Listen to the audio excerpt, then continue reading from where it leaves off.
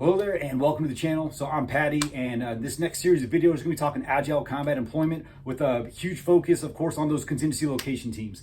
Before we get into the weeds on that, however, I think this question right here should probably be answered. So if you are a weapons loader, crew chief, POL guy, you probably understand what these right here are. However, if you are a defender and you're being told, hey, you're going to be on this CLT, you're going to head out to the CL and perform an ICT, everybody's just kind of looking around like, I have no idea what that there means. All right, so I'm going to try to go over all of like the basic functions that we're actually performing out there at the CLs, and hopefully give you at least guys like some sort of like baseline and a little bit more of understanding on what your mission actually is in relation to what am I doing out in the middle of nowhere for 3 to 4 days.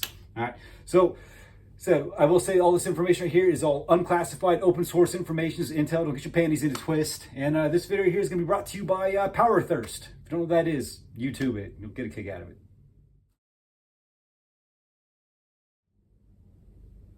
All right, so everybody's been through my classes before, from teaching like outside the wire stuff to shoot, move, communicate, small unit tactics. You guys know I'm a huge fan of like writing stuff up that you guys can see it. Usually I'll like write on like the shoot house wall or something. So hopefully this here will help as I'm trying to go along and explain it. We guys also have a visual reference. I hate PowerPoints.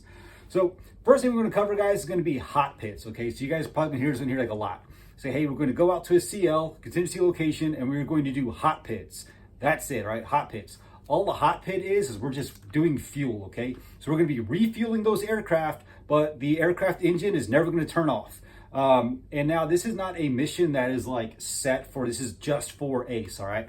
So I can tell you that the fighter generation squadrons, they go out and they do hot pits at home station like 6-7 times a month, all right? So these guys already know what they're doing. All it is like, for us at least, the A-10 will just roll up, it'll stop, we'll go ahead and put the chocks on it, crew chief will plug in and start talking to the pilot, just making sure, hey, we're gonna give you some gas, and we're just gonna hook it up and start filling it up.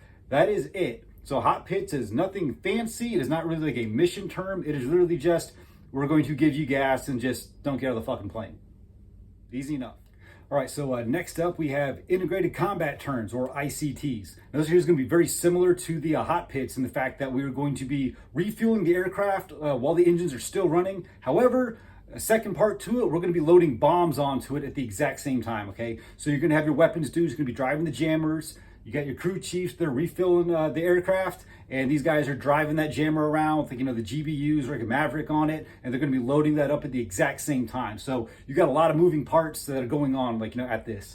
I will say, at least for like the A-10, so I've only seen bombs that have been loaded, especially out of CL, for the A-10 in order to actually rearm like the gun itself. That takes the Dragon loader where it's going to pull out the old casings, put the new bullets inside it. I have not seen any of those actually used at a CL, but I do think that there are ICTs where they are actually fixing up the gun as well. But for the most part, the ICTs, at least out at CL, is just going to be fuel and bombs. And I want to say these guys can knock this stuff out in at least one aircraft in like 20 minutes. So that is an ICT. All right, so Farps, your forward arming and refueling point, your forward area refueling point. This here's probably gonna be one you guys can end up hearing the most. Okay, so when somebody says, "Hey, we're gonna go out and do a FARP," all right. So for the Air Force anyway, said we're kind of more focused on that first one, that forward area refueling point, and that just means that we were going to have a C-130. That C-130 is going to set down the FARP guys, so they're actually POL. That's their AFSC. These guys are all FARP certified. They're going to roll that hose off. They're going to start refueling our A-10s from the internal gas tank on that C-130. Now what they can also do is they can also put a fuel bladder in the cargo bed of that C-130 and refuel from there. When you start looking at a forward arming and refueling point, this gets a little bit difficult. So understand that if there is a fuel bladder that is inside that C-130, that's in the cargo area, you don't really have room for the bombs. Okay, so you gotta either have to bring the bombs in a separate C-130, or you have to get the bombs it's actually inside the cargo bay, and then so once again do that wet wing defuel from the C-130.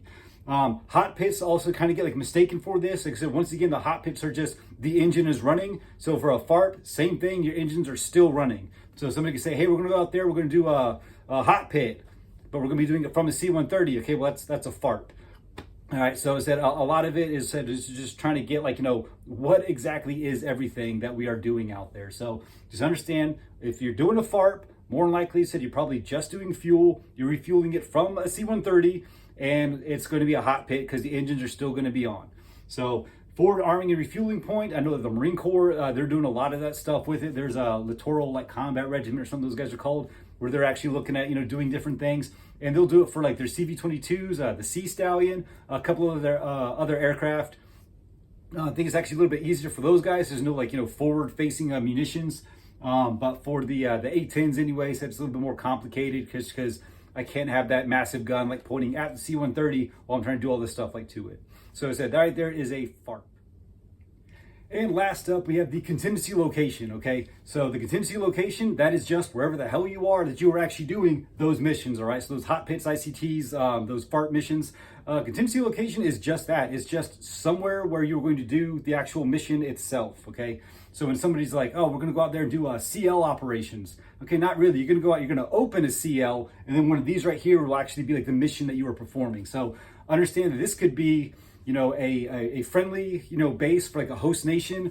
This could be a former bad guy civilian airport, military airports you probably bombed the shit out of, at least military bases.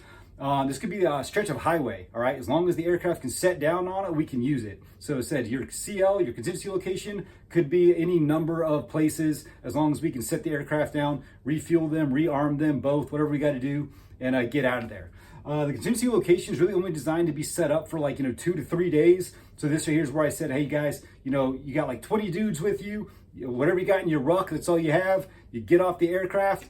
You set up either your fuel bladder. You guys can use, if you're at a host nation base, you can end up using something like, like their fuel trucks. So there's a lot of different things we can do as far as like, what we are actually, refueling from. But when I'm looking at a contingency like location, one of the biggest things I really want to focus on is just, if I am out there, the most important people that are out there are your, so if you're doing hot pits, it's going to be your crew chiefs, your POL guys. If we took a plane full of like 20 security forces guys and we went out, we opened up a contingency location, hey, that's cool. But now we're just like at like, the side of like some highway, 20 dudes, we're hanging out in the woods, and we're not doing anything. We can't do anything. We're just owning that area. Well, I don't need a wasted piece of, land somewhere, strip of highway. What I need is a landing zone for my A-10s, F-35s, what have you, to be able to come in, get refueled, get rearmed, and then go ahead and get back in the fight.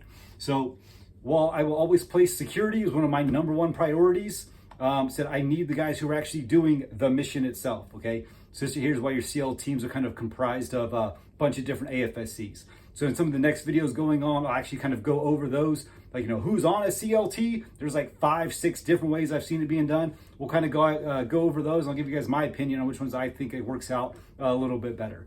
So hope all this stuff right here, helped. If you guys got any questions, put it down in the comments, shoot me a message. Always here for you guys. Later.